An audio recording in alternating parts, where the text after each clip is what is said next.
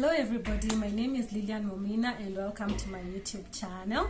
And today I want us to discuss about physical exercise. What are the pros, what are the cons, and why is it that you're working out, you've been working out, yet when you go online you're like, exercise improves metabolism, exercise reduces cravings, exercise improves weight loss, exercise does this, exercise burns calories, and you're like, oh my god, what is happening? Like nothing seems to be working for me. Like eating more, I'm craving more than I was before exercising. So then you decide, okay fine, I'm going to quit exercising altogether.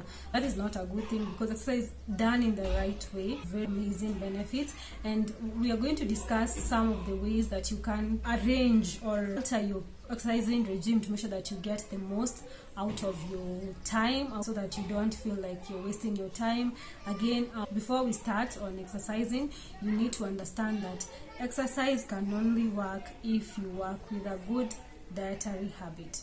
So it will not work alone. You will not start working out to improve metabolism and you've not worked on your plate to reduce insulin resistance. It will not improve metabolism if you've not worked on your plate to improve leptin resistance. You've not worked on your plate to improve all these foods that you're taking that are promoting sugar cravings and all that. Some of the benefits of working out, we have number one, the improved brain functions. To get the most out of your exercise or any plan that you undertake, is it diet or is it exercise, when you work with your brain.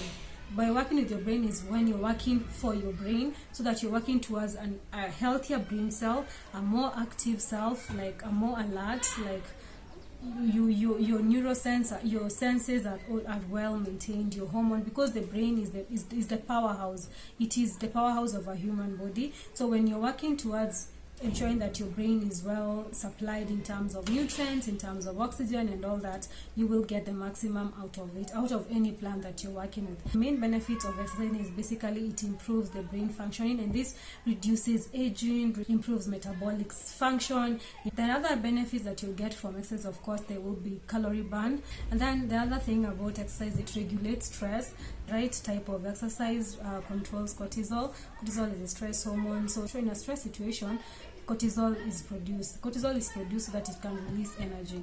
When it releases this energy, it triggers the conversion of glycogen to glucose, and this triggers again insulin. Insulin is a storage hormone. So this is how stress gains you weight. When you're stressed, you release cortisol.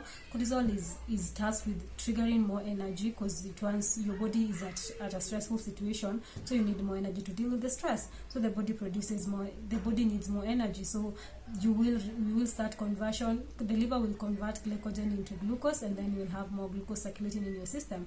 What happens is that when this glucose is circulating, there is more insulin produced so that it can take care of the blood glucose. But again, because we don't want to be having a high blood glucose at any point in our lives, so the insulin produced again. So when the insulin level is elevated, so you will store the fat. So again, and then when the fat is stored, you're still in, if you don't manage that stress, you're still in a stressful condition. So there's more cortisol.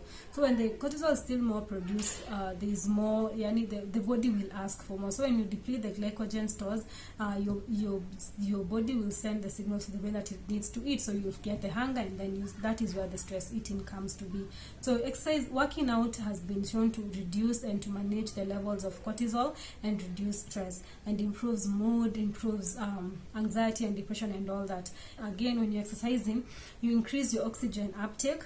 Oxygen uptake increases your circulation, because there's increased oxygen, the heart rate is increased, and then there's increased heart rate, there's more pumping, the stroke volume increases. When there is more blood circulating, so you get that when the blood there's more blood circulating, there's better nutrients that are being supplied and transported to the actual systems and the metabolic processes that they are supposed to be taken to be working on. Then there's also the right excretion. You get like you're sweating, they're being transported to their kidneys and all that. So how do you work out so that you maximize on the benefits? There are basically 4 types of workouts. There's aerobic, there's anaerobic, there's high intensity intervals, and then there's low impact workouts. So So what are some what is the right exercise for you, or what should you be doing so that you make sure that you maximize on this? First things first, aerobics are great. Aerobic, as it is called, is basically whereby you're getting in more oxygen, so you can be able, like, you can walk and talk. So there's improved heart rate, but you're not compromising the oxygen levels, so you're burning fat normally. Maybe walking. So if you're not physically active, you can start with walking. You can start with treadmills. Just walk for 30 to 60 minutes. You get the heartbeat. You get the heart points, which are great because they control your pressure, they improve your metabolism. In an aerobic, whereby you're using oxygen, your body is able to utilize oxygen to create fuel, so it will get the fuel from the fat deposits. So you see, there's also the fat burning, the slow fat burning. So what happens in an aerobic state? In an aerobic state, there's no oxygen, so we have glucose being broken down to release the glucose is being broken down so that it can, and then there's production of the lactic acids in the muscle, so you get muscle cramps, you get, like, you can't even move, you're so tired, you're panting. In an aerobic exercise, whereby, like, these are the ones that people say no, people are championing for them, no pain, no gain. So whereby you're suffering, you're in punishment, you're working out strenuously, you're sweating, you're panting for long hours. That is bad for you because you're creating a metabolic stress, and metabolic stress, you will release cortisol. Cortisol is bad for you. So you will find out that you're working out, yes, you're running, you're doing your 15 kilometers or 10 kilometers runs, and there's nothing, your body is not changing. You're eating more because you're creating a metabolic stress. You're not giving yourself or your body time to recover and all that. Your body is in a constant metabolic stress for like 1 hour or 2 hours, which is very, very bad, because again, as I said, cortisol will be produced, and when it is produced, it will trigger the conversion of glycogen to glucose, and this glucose, again, you see, you're not having oxygen, so it will again be broken down to release lactic acid. And apart from that, when the glucose is being utilized and all, the insulin is also coming in so that it can control this glucose that has been released by the liver, so that you see, and then the body, now you see, the insulin is the storage hormone. It continues to store more instead of getting you, it will continue to store more. What happens when the insulin stores the glucose that is circulating in the blood? Your body will be signaled that it is hungry, then you will want to eat more. And then you see, that is when someone tell you, me when I work out, I just eat excess, I gain the weight more than when I'm not working. You're doing the wrong exercise. So that when you're working out, if you want to do long hours, do aerobic exercises. Do something that you can breathe comfortably in, that you're not almost dying, you're not being punished, you're not in a stressful condition when you're doing it. You're doing it because maybe you like it, you're doing it because of your heart health, you're doing it because you want to heighten your metabolism. All this, make sure that it is not something that is so strenuous, because it might not be beneficial for you. And then the third one, we have the high intensity impact workouts. This is great. HIIT, someone will think, okay, HIIT, most of course you're going in an aerobic state, but again, HIIT, high intensity intervals workout or impact, because in most cases you have you get a workout that, or an exercise workout that works most muscles in your body, and then you do it for 45 seconds, and then you alternate with something else. There's the breaking part, and then again, it is not long, for long periods of hours. You can do 10 minutes or 15 minutes or 20 minutes at most. Don't go overdoing it. Don't go overstressing your system that much. High impact workouts, maybe the burpees. I will do a workout series where I'm working out, because strength training with the body, you can do lunges with weights or something like that, something that is working the most muscles in your body for a few minutes, and then you stop. And also we have the low impact. The low impact is, let's say if you have injuries, you have muscle pain, you have bone problems, you have neck problems, don't do strenuous exercise. Just do something that is low and it will still be beneficial. Again, what are some of the mistakes that you're doing that making your exercise regime not successful? First thing is working out for the wrong reason. When you're working out, you need to understand that whether you're working out to control disease, whether you're working out to reduce weight, whether you're working out to improve sleep and all that, you're working out to control hormones. You want to control, like there are several hormones that you want to control so that you can get here. There's insulin, there's the growth hormone, there's the cortisol, and there's the leptin and all this. So, and others, of course there are others, but we'll talk about this for. So when you're working out, you want to make sure that first you have a plan that controls or reduces or improves your insulin sensitivity by reducing resistance and reversing resistance. So when you're working out and your diet is not aligned such that you can be able to do this, it will not work for you. It is not something that is sustainable. Your body is in constant stress, so there's a lot of imbalances in terms of hormones. Your other systems might be affected. So, and then there's also the growth hormone.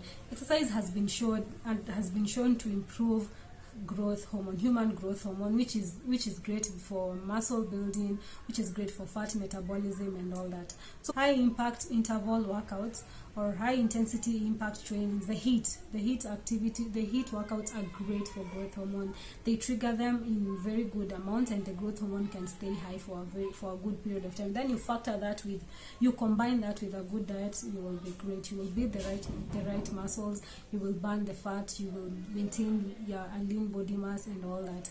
And then the cortisol, it is a very serious hormone in terms of weight loss and in terms of exercise, and because you don't want to trigger too much of it in you, because exercising triggers this. And cortisol, again, there's a lot of things that is brought about by uncontrolled level of cortisols. There's stress leads to hypertension, there's also infertility and all these problems, small problems that you might not even be factoring when you're working out. And then there's the leptin. So you want to improve sensitivity. Good exercise improves leptin sensitivity. In my video on fertility, I talked about at length more about leptin, so I'll link it out so you can check it out. So leptin is a hormone that basically improves satiety or signals that your body has gotten full. So it will tell your body that we are full, we don't need to eat, so it is enough. So exercises improve sensitivity, and then having a sedentary lifestyle has the reverse effect on leptin. So make sure that you do this. Then the second mistake that you're doing when you're working out, apart from not factoring the hormones part of it, working out immediately after eating. That is a big mistake, because if you don't have the digestion problems right now, when you continue with this pattern, you will get them. You will get the reflux, you will get the acidity, you will get all these problems. You need to make sure that you give yourself time. Don't eat immediately after working out, and don't work out and then eat immediately. Give your body, your system, your digestion. Yes, exercise improves digestion, exercise improves metabolism and all that, but if you eat immediately, you see, when you're taking in food, when you even on site, when you have a plate of food, your body will start producing the digestive enzymes, juices and acids and all that. So when you start eating, you've eaten, your body is not ready to start digesting this food that you've taken in. It is like, okay, fine, what have we been given today? Maybe it's ugali and skoma and some eggs, or ugali and something else. So you've taken that food, your body is ready to start digesting that food. Then you go and start running. So your body again will get confused. The acids will be there, but it cannot start working on that. It needs to start now looking for energy for this strenuous work that you're going to give it. So you need to give it time. Give yourself time. Give yourself like a minimum 2 hours before or after eating, so that you can work out. Don't eat immediately, so that you take care of your digestion, and you avoid problems like ulceration, inflammatory bowel diseases, all these are complications that will come about if you do that, if you start working out immediately after eating, indigestion issues, and you don't want that. That is the second mistake. Then the third mistake is not having enough rest. So how does rest help? So you're working out, you're like, okay, my doctor or my physician or my nutritionist told me that I need to work out, I need to make sure that I'm physically active, so you start working out 7 days a week. Again, there's the issue of the stress, your metabolic stress and all that. Give your body time to relax. Give your system time to relax. Work out 4 to 5 times a week is enough. You sleep well. Having adequate amounts of sleep is very, very beneficial, especially if you're trying to lose weight or reverse insulin sensitivity or insulin resistant or type 2 diabetes or reverse prediabetes. So the other mistake that you're doing is doing the wrong workout. The exercise I've talked about, so make sure that you sit down with your trainer, have them write a plan for you. Sit down with the dietitian, have them write a plan for you, so that you do the right workout. Don't just work out because someone told you to work out. Yeah, thank you for listening, and yeah, I hope you learned a thing or two. Kindly subscribe if you're trying to lose weight, to gain weight. I've started on the weight loss or weight management series, and I'll be doing more on that, so kindly subscribe. Let's learn together. Thank you. Bye.